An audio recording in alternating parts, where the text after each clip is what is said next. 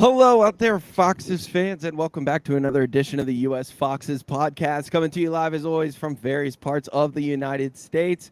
As always, I'm your host, Matt Folks, joined by my co-host this evening, Mr. Chris Warner, also in San Diego, up there in Del Mar. What's up, brother?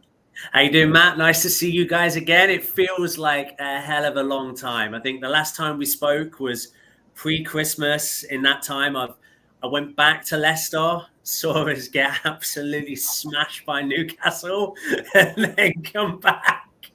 So yeah, no, it's good to see you guys again. Dude, we're so stoked to have you back. We covered a little bit of last week, and apologize to the people for the lack of shows and everything with life getting in the way, basically. But yeah, to see you back on, we ran things from behind the scenes for us last week. But man, yeah, it's great to have you back, buddy. Yeah, can't wait, and I am so excited to talk our Brazilian signing. And I just don't want to jump the gun, but if you're watching this live now, we have Jairzinho in the house. That's right. Yeah. As you can see there on his name tag there, Jairzinho tonight, Mr. Jason Becker, from the New York Foxes. What's up, brother? How you feeling? I'm feeling great. I think I said in a previous episode that I wanted a Brazilian to sign for Leicester so bad that I would have taken one named Wax. Luckily, did not have to go through anything that painful. We have our Brazilian. We are Brazil nuts over here, going crazy for this guy. We finally got our man, and yeah, man, happy times are back. Dude, amazing what a Brazilian can do. Yeah, right. Our friend, one of our friends knows all about that. Just freshen y'all up, man. Yeah, I think I what's kind of struck me about this whole thing is, I mean, obviously being so stoked about the signing and any signing for that matter. We'll get into that, but just the fact how insane is it that in the 140 plus year history of this club, that this is the first Brazilian to ever be signed. Like, just speak on that for a minute, Jason. Just that fact. Yeah, man. Like, I think like growing up as a Leicester fan, I think we really just wanted two things. Never really thought about winning the Premier League. It just seemed like it was just too far fetched of an event to actually happen. But that happened. But the two things: winning an FA Cup and signing a Brazilian. Those are pretty much the two things that I've always wanted for Leicester. We finally got our guy. I mean, you look at some of these other clubs that are out there, like Fulham, or like how many Brazilians have played for Borough. Like, it's just insane. You see like all these clubs, and like they've had Brazilian after Brazilian, and like most of these guys all become like cult heroes at their clubs. And no pressure, Tete, but you kind of have to be you're gonna have to be a cult hero for us. There's no way about this. Yeah, no pressure at all. And I remember last year when when they were trying to find a home for Coutinho, and obviously ended up going to Villa. But that was another. We all got pretty excited about that too. The prospect of not only him as a player, but also getting that Brazilian signing. Yeah, and I also love it that like our first Brazilian signing doesn't go with a regular like first and last name. He doesn't do that. Like, he's got a singular name. It's got an accent mark in there too. I mean, it's the dream. Like, it's really everything. 4 letters, 2 E's. I kind of remember there was a pretty good Brazilian player whose name was similar to that. So again, no pressure, pal. Not expecting you to be the next Pele, or are we? Or are we? Yeah. Chris, your thoughts on the young man coming into a squad that, my God, has needed a right winger for what now, 6 years? Yeah, me and the missus were talking about this on Saturday. It is 6 years since we had a right winger.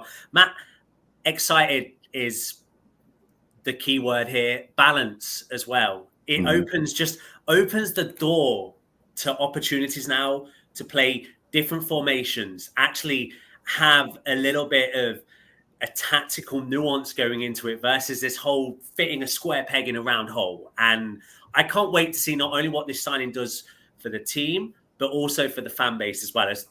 I think every Leicester fan is excited as Jason at this moment in time, that it's something new. It's that opportunity to take that next step and just continue we need to survive. We need to stay in the Premier League. And this, I think we needed something to act as a catalyst for us to do it, because let's be honest, you guys were great last week talking about just the way that it started post World Cup and how we needed to make a change. And if that wasn't going to be the manager, which it doesn't seem like it was, we needed to bring someone in. And hopefully this is it. And so, yeah, Matt, super excited. Can't wait to see what it brings, what Brendan's going to do with the squad, and how I think we'll take other players to that next level over the next 5 months. When you look down, like you look at our history, guys, and just since Riyadh left and the different guys that we've tried to shove in there, whether, it was Rashid Ghazal when we were convinced that we had, he's the next Mahrez, he's the next, we're good there. Or, you look at Unda last season, and it's not like that we don't love Sharky, right? Like there's few guys that mean more to this club and have done as much for this club as, our favorite Brummie. But the fact is that when you're talking about an attacking threat and someone that can, really make a team nervous coming down that right side, and in turn then force their players to kind of, magnetize towards that player. Sharky's not that guy. And from what we've seen of Tete, like the kid loves to cut inside. He's very offensively minded. You're not going to see him necessarily tracking back super hard into our own 18 like we're used to seeing Sharky. But man, I think the fact that we now have an offensive threat that can open things up, not only goal wise, but also he's has some nice assists. If you've seen his highlight videos, sending some balls across the box to find hopefully Matter's foot, Yuri's foot, Vardy's foot. I think that's just going to open things up, Jason, and make this offense which has stagnated, hopefully, a little bit more fluid. Yeah, you mentioned Ghazal, and I'm very happy that we've abandoned our transfer policy of just signing poor lookalikes of former players. We did the same thing at Mendy and N'Golo Kante. It's like, well, maybe if, they don't really look too closely, they may not notice he's even gone. So, yeah, we've needed. I mean, we've needed a player like this for years. You guys hit the nail on the head. We need another attacking threat. We need someone to give our other attacking players a bit more room and freedom. Right now, Barnes gets pretty suffocated. Our strikers get pretty suffocated. We just do not create enough chances. So you need a guy that come in that can create chances, that can play with a bit of flair to excite the crowd. And then also now we have options with Maddison. So we don't always have to play Maddison on the right. We can play Maddison in the middle now too. And if you think about like an attacking four of Barnes, Maddison, Tete, and whoever's going to play in the number 9 role, I think that's a pretty potent attack.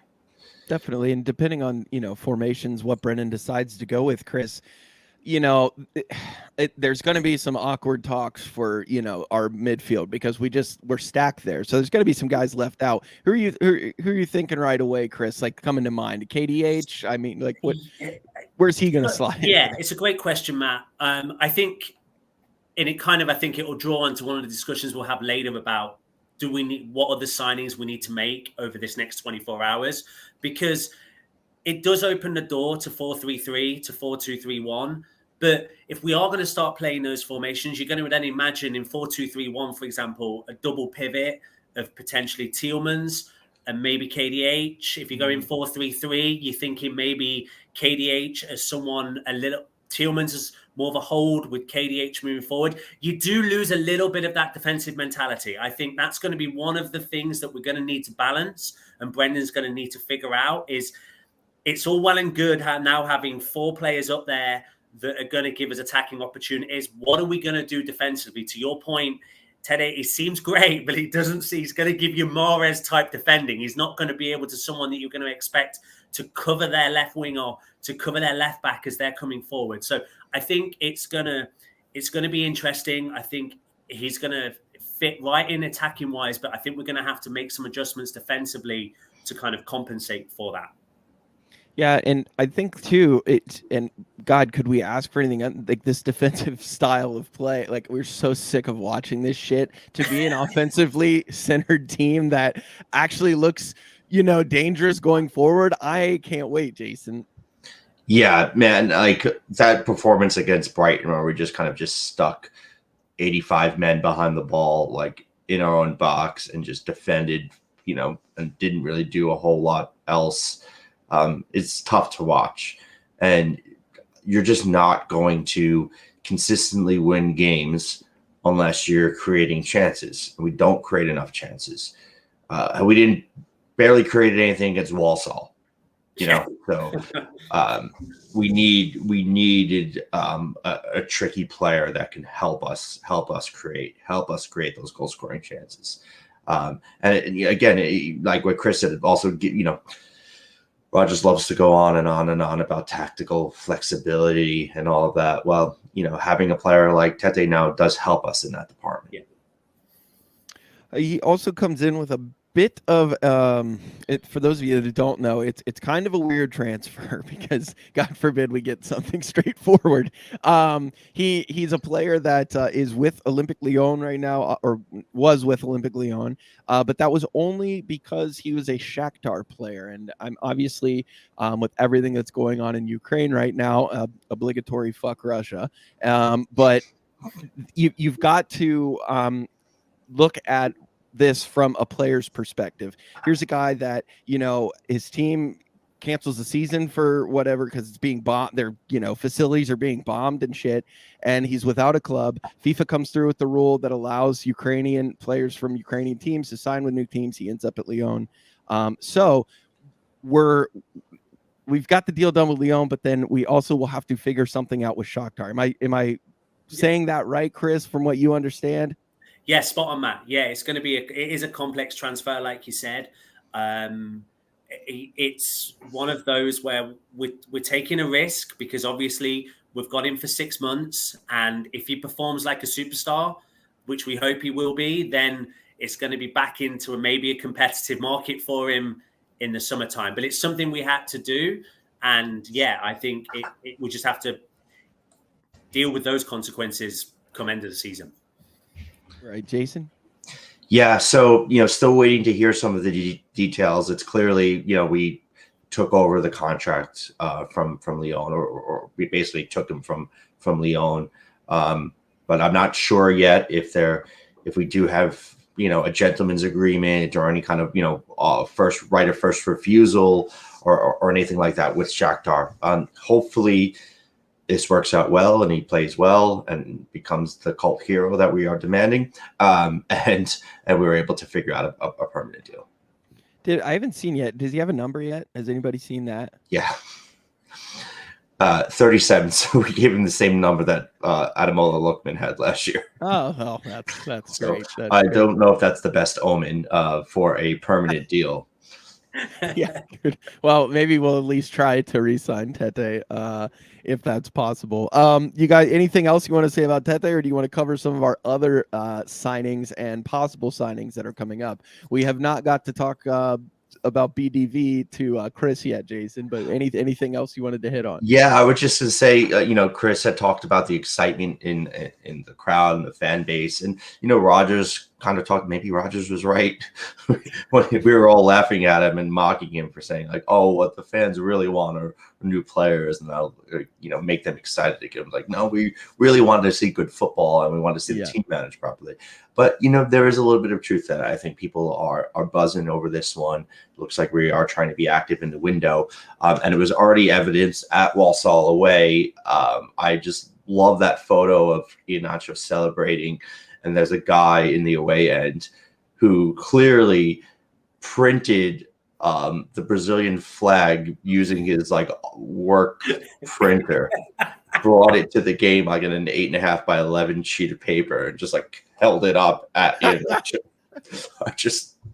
So I'm really hoping that when we play Villa, that we see all of the printout Brazilian flags everywhere. Hell yeah! Hopefully that starts a trend. I thought that was the funniest thing I've ever seen. We do have the greatest fans, plain and simple, creative, just hilarious. Keep it up, boys. Chris, let's talk about BDV.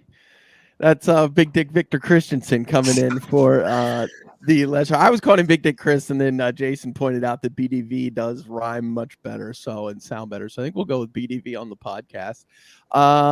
We got to see him this weekend make his debut for the club. What were your thoughts, Chris, on our new Denmark Dane? Yeah, Denmarkian. To be honest, when Rodgers, I think, called him a squirrel, did he not, in one of the press conferences before he came? I don't know how to, squirrel, how to kind of call the squirrel. To, got a pair of nuts on him, that guy. Yeah, exactly. I thought it's going to take. Look, I think the biggest test is whether or not we throw him in on Saturday against Villa. Look, I was there for the Newcastle game at the KP, and Luke Thomas really, really, really struggled in that game. You could see one of the things you could see when you were actually in person at the game was how much Brendan has to coach him one-on-one. He spent the majority of that Newcastle game talking to him, trying to coach him through the game. And I think we've talked about this on the pod before. He's the sort of player that really this season needed to go out on loan to a championship side and get some more experience. I do think left back has been, with the injuries we've had, it's been a real problem for us. So I'd like to see him play. I think he's younger, which is slightly scary, but he's got a little bit more experience playing in especially playing in the caliber of opponents that he's played against. So excited for him, Matt. I really can't make much judgment at this moment in time, but I think he's going to get thrown in at some point sooner rather than later, and hopefully will bring us a little bit more stability down that left-hand side. Yeah, we've said it before. Luke he needed to go down there. He needed to get a little bit more of that championship mentality, because he's just been bullied up here. And I think, to your point, another year in the championship of just some elbows and some dirty kicks, that kind of shit that goes on down there would have been good to harden him up another year. But I mean, shit, we had no choice. Like the way our roster came together, like, no, I mean, this isn't about Thomas's. He's been thrown in there because, like you say, we've got nobody else, right? And I mean, we're expecting him to learn, like you say, in the fire, and that's not the best way to develop a young left back. Is not by just chucking him in there and trying to expect him to turn into the next Roberto Carlos on the. And so, you feel sorry for the lad in a way, you really do. But it was obvious that was somewhere that we needed to invest in this window, and we've done it, and hopefully good things will come from it. Yeah, and none of this is possible. I don't know.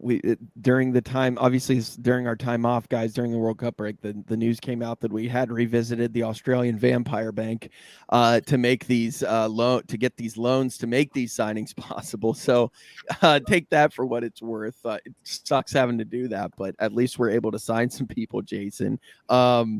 We can also dive into the rumors, because tomorrow is the deadline day, guys. We're recording this on the 30th, the night of the 30th.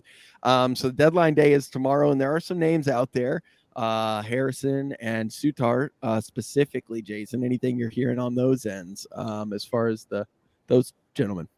Yeah, it looks like we are really trying to make these deals happen. I think we're trying to get at least one more player in. There are a lot of decent reports that we've tabled offers for both Harrison and Sutar. That's interesting, exciting. I think with the big Scottish Australian, we need a guy like him who can, be a threat on set pieces, and also to help us defend and win the aerial duels. It does seem like we were looking for that for players who are better in the air. We're not very good in the air. Let's just face it. This side isn't. So with Nico Gonzalez being the first target for right wing, he's a very good aerial player. So it does look like we are trying to kind of bring in a little bit more of that profile.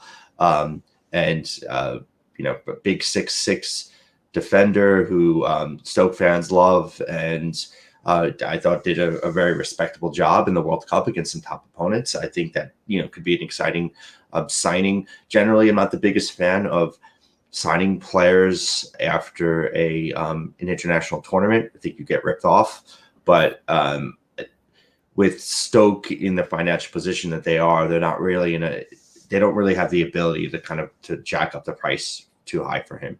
They're going to need the money. So it looks like a decent business and a decent buy there. And then Jack Harrison,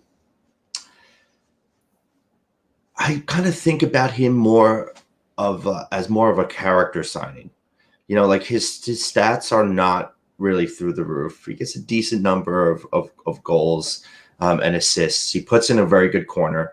So there's a check mark for him. The fact that he can beat the first man on a corner, pretty much, sign him up. But his goal creating actions are pretty from live play, it's pretty woeful actually. But we need a guy who kind of can play with the aggression that he does, that can play with the energy that he has, that can show a bit of leadership and courage on the pitch, and he's that kind of a guy. Also, Jack had responded to one of my friend's DMs years ago with a very, very thoughtful message about recovering from a hip injury. They both had the same hip injury. So on that basis alone, get the guy in. You're a big fan. You're a big fan. Cool. Well, depending on what the evaluation or what it comes in from, because it sounds like we're kind of miles off. I was listening to, I believe it was Pipes or talking to someone from one of their blogs about what they valued him at, and they had him at 40 million is what they thought that he was worth. And Gallagher's set the market there, hasn't he? Today with the move to Newcastle for 40 million. To Jason's point, I just want to echo that. I think the Stoke centre half is someone that we should definitely be. The bid went in. Percy says it went in for 15 million. I would hopefully, if it gets rejected, I'd like to see us go back again tomorrow. This does have that. I don't know. What did we buy Maguire for from Hull? Was it 12? About 12 million, I think it was. Yeah. It kind of, I don't know, got that vibe, that kind of but with this one, to Jason's point, he's performed on the biggest stage in the World Cup. He did a pretty solid job there. Centre half is something we're desperate for. I mean, God, we all love Big Dan on this podcast, but we need cover there. Even if otherwise we're expecting him and Fouts to play the entire season. Evans doesn't look like he's coming back until middle of Feb, that keeps getting pushing back further and further and further. And even if it is a case where he's not going to play all the time, we still need coverage in that area, because otherwise we're going to have to rely on Wilf to come back and play at centre half. And that's just not, because we're not playing Vestergaard. It looks like Soyuncu might be out the door to Atletico Madrid tomorrow. It's like we just not got the numbers there. Well, it's like Brendan said, we need a squad refresh. We need a whole squad refresh. And we just keep saying the same shit, I feel like, where it's like, don't get me wrong, I'm the biggest fan of Dan, or I'm the biggest fan of Marquis, but, we're finding ourselves saying that line about multiple players, and it's a good sign that it's time to refresh, because God bless them for everything they've done. And I have so many of their damn jerseys in my closet, every one of them. But, there just comes a time where if you're going to stay, a relevant, dangerous club in the Premier League, you've got to continue to refresh, and you can't just rest on the good old days. And I think we're at a point now where we're right up against that. And, January has not always been the biggest. We don't do this. So the fact that we're talking about 3, maybe even 4 freaking players coming in right now, I mean, it's just crazy, Jason. It shows where we are. Yeah, it shows, I think, also how desperate we are. And that relegation is real.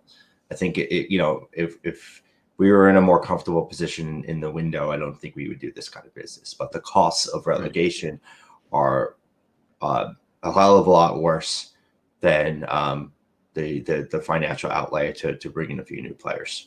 So this is key. This is big. And I remember last time we brought in defender from Stoke in the January transfer window, and that worked out pretty damn well. So with a big old head. More of that. Absolutely. And, yeah. Our fourth co-host, Jim, who couldn't be here with us tonight, feel better, buddy. He is under the weather, but yeah, he made that same point earlier this week. And we're talking about the squad refresh, to use a Rodgersism.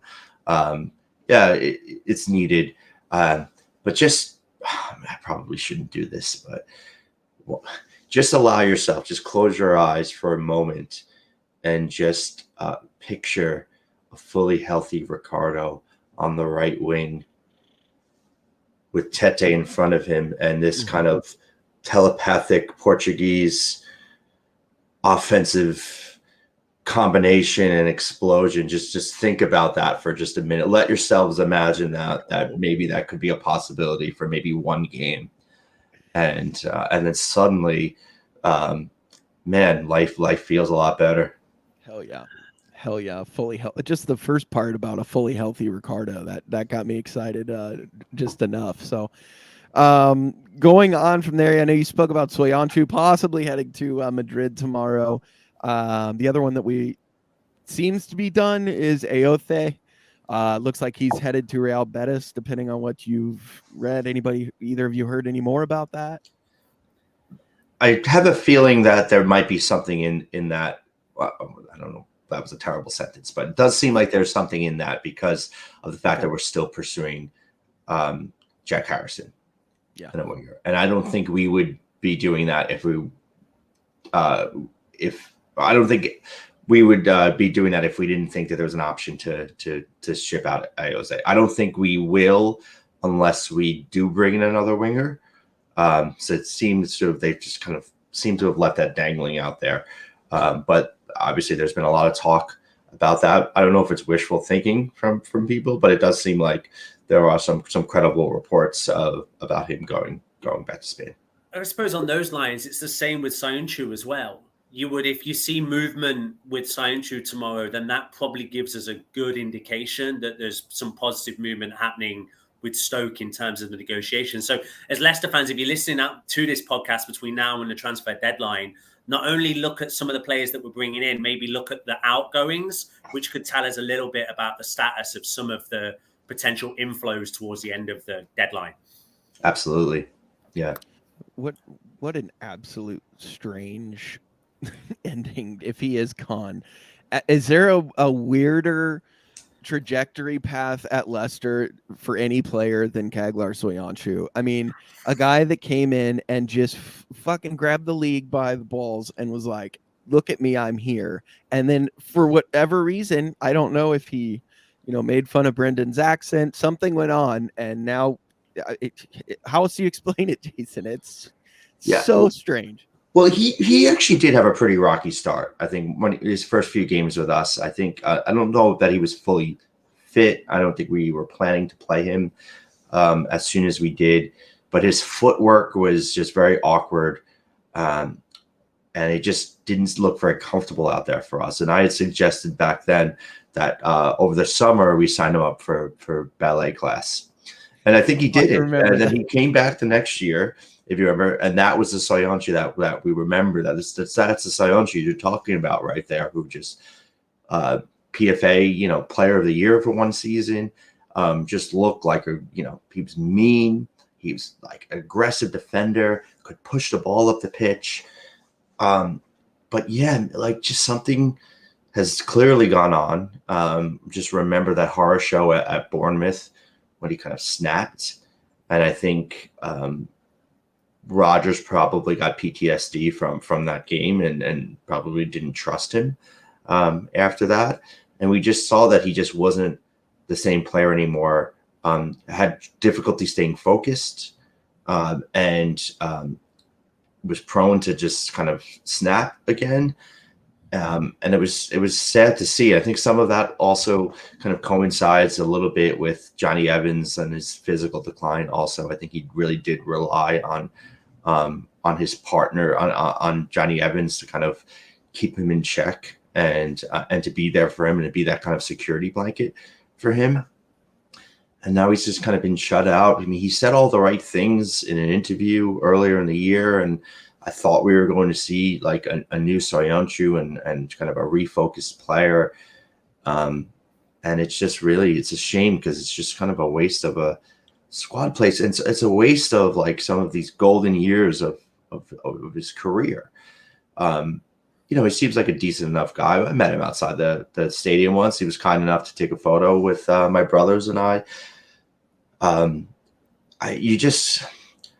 always think about like things that Jose Mourinho has said to players. And if you remember, like what from that Amazon show, and he's talking to Dele Alli and just kind of telling him like, you're going to wake up tomorrow and you're going to be 50 years old. And like, what are you doing with your career? And are you taking advantage of this?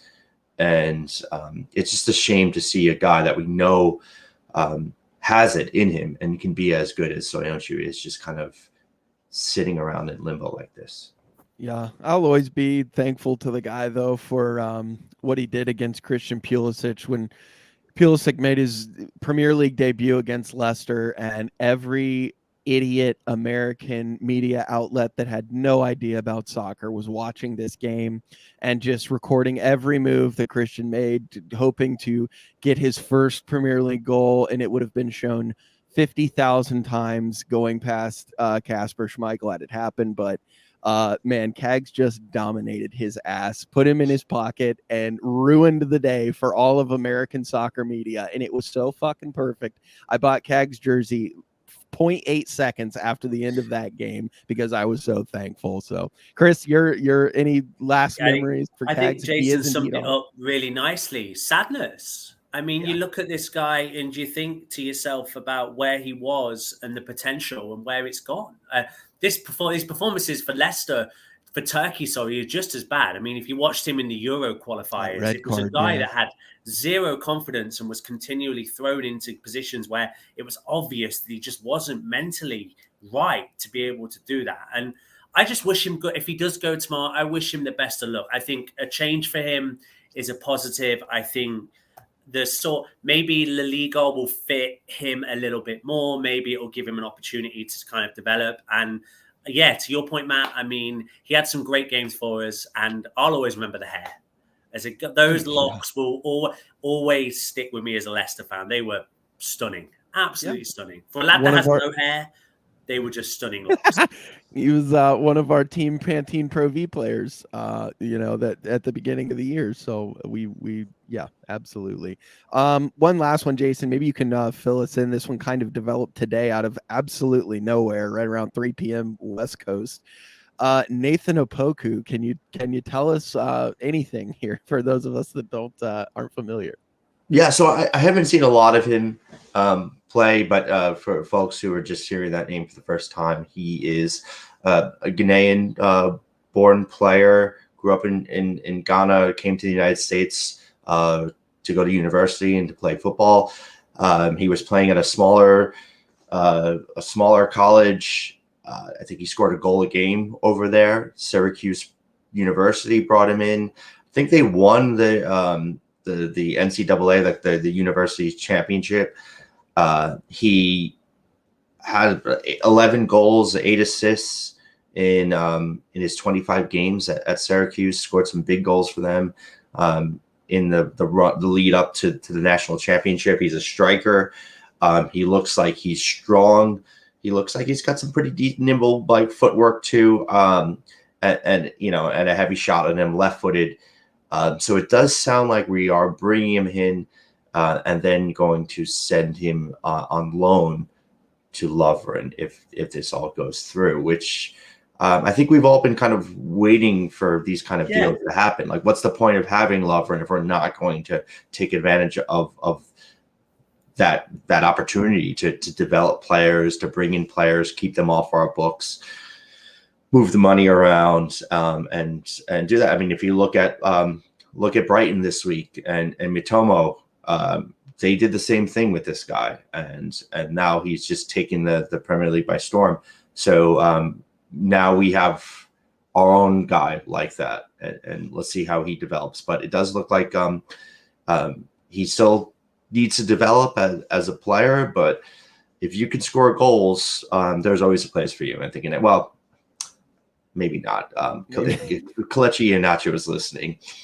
Yeah. He'll tell us that that's not necessarily true. In Brendan's offense, yeah. You said the man's name, guys. Let's dive right into it. This weekend against Walsall. Definitely, here we are again, guys. A lower league opponent, and we play down to them. But Kelechi saves us again. Chris, your thoughts on the match this weekend? We got to see Mr. Everson again as well. I mean, firstly, Nacho, that's 27 goals in 46 FA Cup appearances, which is absolutely insane. I think you're right. There was a little bit of playing down to them, but also just the chances that we missed, especially in the second half, were some just shocking. Some of them were just ridiculous. But again, it was, I think, a demonstration of our season. I think the Leicester of last year, 2 years ago, would have smashed them. Like they offered nothing, and we just were continually stuck. I thought Yuri played quite well. I think it was one of his better games I've seen him play in quite a while. But it was just a reflection of a team that just appeared so low in confidence, Matt. And when you're so low in confidence, you will always end up playing down to these sorts of situations. I know we joked on our chat, guys, that like that Wrexham United game, we were dreading the prospect of potentially be given Wrexham away as like in the next round, because you just don't see the team at the moment moving to kind of taking those games and winning. But yeah, I thought the goal it's unlucky on Wrexham. I mean, it was probably ending up closer to the corner flag than it was going in. Maybe the penalty miss was a reflection of the penalty decision. It wasn't exactly, it was a bit dubious, if I'm being totally honest. In fact, I think it was so dubious that ESPN don't even show the actual penalty in the highlights. If you go back and watch the highlights on YouTube, they just kind of skip straight to the Yuri miss. I don't know what that's supposed to say, but kind of crazy. But all in all, yeah, scraped by, wasn't great, kind of a repeat of Gillingham. And hopefully, if we can get some performances in the league, then the draw's been really kind to us today and gives us an opportunity to make the last 8. But yeah, not great. I think my sum it up, not great, Matt. Yeah, his quotes, I don't know if you guys got to hear him after the match when they were interviewing him, but they were asking, this is you score so many times in the FA Cup, like what is it about this? And he just said, I love the FA Cup. The FA Cup loves me. I was like, oh, that's perfect. That is literally perfect, Jason.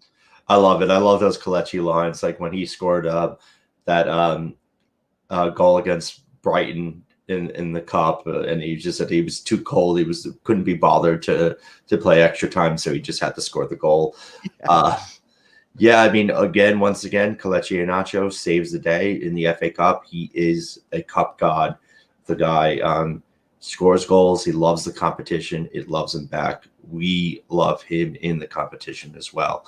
But speaking about strikers and scoring goals and dubious penalties and poorly taken penalties, Yuri is pretty tidy for us from the spot. So I'm not going to question Yuri Tielemans getting the ball to take that penalty. But, and here's the way I'm thinking right now,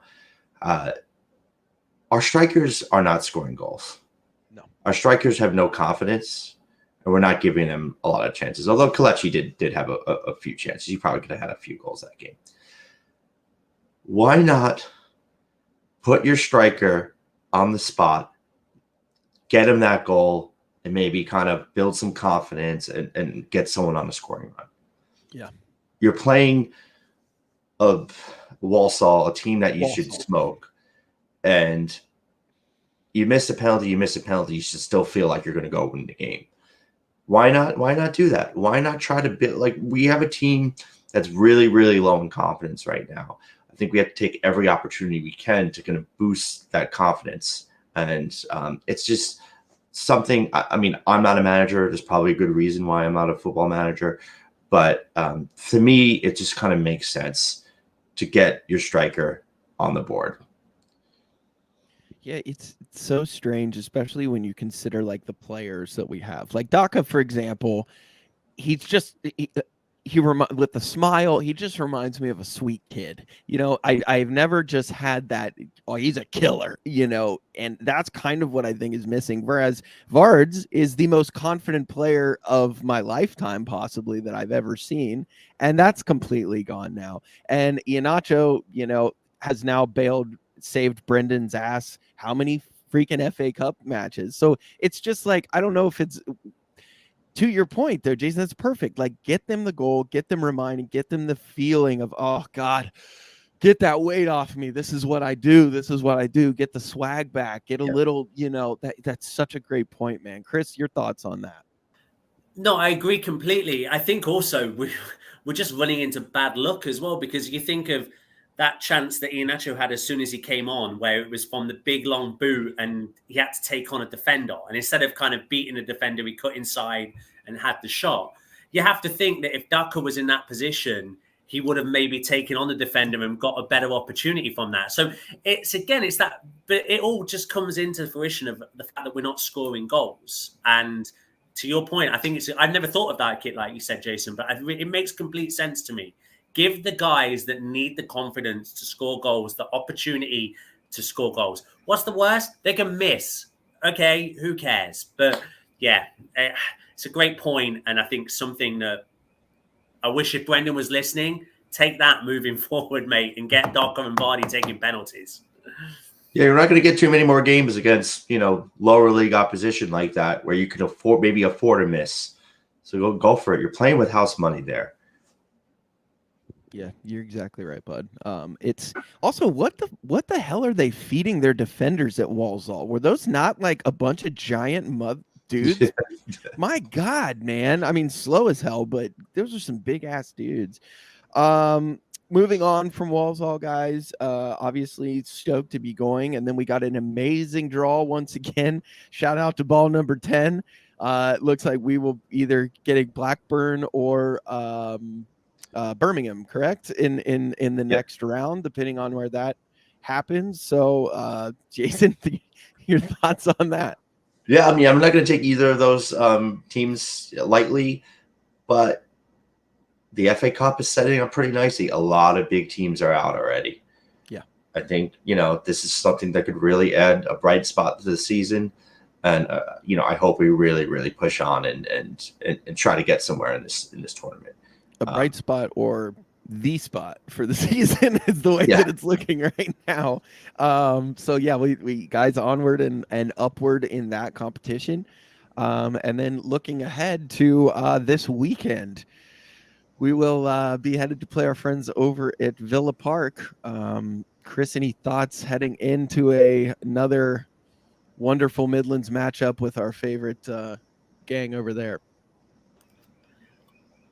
We're going to get chances at Villa Park. We always get chances at Villa Park. What is the difference between Leicester winning and Leicester losing there is taking those chances. And that's going to be the key. I do think we've got we'll have the opportunities in that game. We've just got to take advantage in that situation.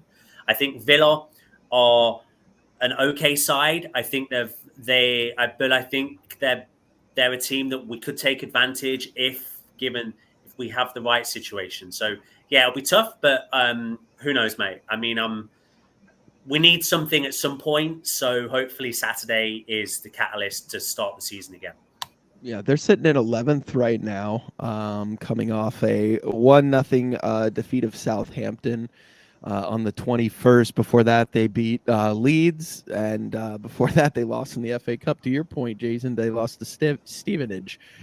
So it's there that with us being, a few spots behind them, it makes it that much more important for us to get a result. These are the games that we've got to focus on, especially with the run of matches coming up.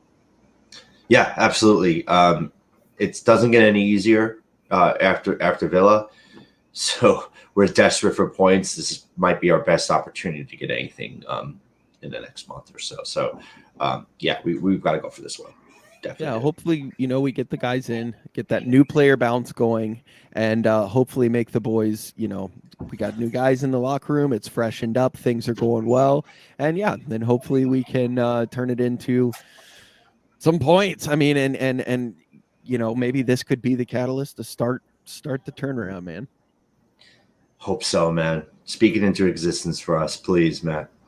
Yeah, I'm confident. I really am. I think we get, it's shocking when you get some new guys with good attitudes around you. I mean, you've probably seen it at work, the difference between, a guy who's fun to talk to come in and kind of refreshes up the office versus, another guy that's maybe not necessarily the most fun person to have sitting next to you in the cubicle. So, yeah, man, it's always great when business is booming. You got someone in there bringing in new clients, et cetera, getting the revenue pumped up. You're starting to think about that bonus pool maybe at the end of the year being a little sweeter than expected. So, yeah, definitely. Hopefully, some new hot shots on the team will lift everyone's spirits. Awesome. Well, it's a 7:00 game here on the West Coast, so I look forward to seeing all my San Diego Foxes at the Bluefoot. Very important match. Chris, will you be down there with me? Yes, sir. I cannot wait. It's been too long to the Bluefoot. It has.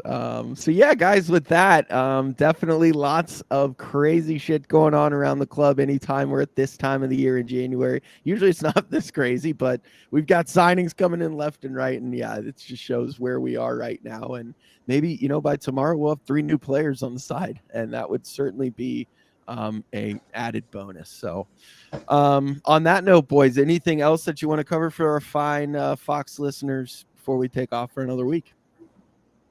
I'll just say, New York Foxes will be at Football Factory at 10 a.m. on Saturday morning for the Villa game. So if you're in and around New York City, come down and join us. I've actually missed the last 2 games at Football Factory, so I'm looking forward to it. The Villa have, pretty solid group over there, some decent guys. But was there at the factory yesterday just to make sure everything is still in good shape over there. Jack and Tommy took very good care of me and had a special guest in town, so took Mr. Angus Lineker down to the Football Factory, showed him around. So great guy, great Leicester fan as well, and so looking forward to bringing everyone else down this week and seeing everyone. I'm glad to hear that you have decent Villa fans where you are, because we absolutely do not. And I usually find myself, we do the group photos with the San Diego Foxes every week, in front of our banner after the matches. And almost without fail, I always have to Photoshop this one Villa fan who's always flipping us off in the background and got his finger in there. So not my favorite fan base, but they do show up and they have been there a long time. In contrast to the Newcastle fans that suddenly have shown up, Chris. Yeah, I mean, we've had a pretty solid relationship with the Villa fans. They started out when we started out, and we've kind of grown and split a little bit. Some of the more eclectic Villa fans, shall we say, have been and gone and left the Bluefoot. But hey, the lads will be there, and we'll all be there, and it'll be great to see the full San Diego Foxes. All I'll end with, Matt, and say, I wasn't one of those that tried to steal an honest flag at the Newcastle game. I promise I was not part of it. It looked really good. I'll just say it on principle, it seemed like a good idea. Like it did create a little bit of an additional atmosphere before the game. Great. It looked pretty cool. But I just walking out at the end of it and just seeing the stewards by the exit. And this poor lady, she must have had about 7 in her hand as Leicester fans just tried to take it with them. I mean, God bless the club for thinking that someone wouldn't steal it. And, it wasn't me. Honest to God, it wasn't me. And in fairness, I'm sure this was, not what this was being done for, but our club does have the tradition of giving away a lot of free shit to supporters. So maybe some people were just mixed up and thought it was a donut or a beer or a scarf. Well, yeah, it was Boxing Day, so we've been given beer from Top Fantastic before the game. So yeah, maybe they just kept that incentive going. Nice. Great idea in principle, club. So shout out to whoever had that idea. But yeah, it unfortunately in this day and age, pretty much anything that's not buckled down is going to get taken. On that note, guys, Jason, anything else, bud? I was just going to say, New York and Leicester, we're not so different after all. The same exact thing would happen here. Yeah, same here. Guys, on that note, thank you all for joining us again for another edition of the US Foxes podcast. Once again, feel better to our co-host Jim down in Houston. He is under the weather, so we are hoping he feels better soon. Get better, buddy, and we will see you next week on that. And yeah, guys, let's see what happens. Like I said, it could be a very different team tomorrow, and hopefully Brendan's already pouring over some new offensive notes and formation notes and trying to figure out what the hell he's going to do this weekend, because it is a big one. So yeah, thank you for joining us. For Chris, for Jason, and for Jim in Texas, we love you guys and can't say thank you enough for joining us week in, week out. Tell your friends, tell your family, and we'll see you next time on the US Foxes podcast. Peace.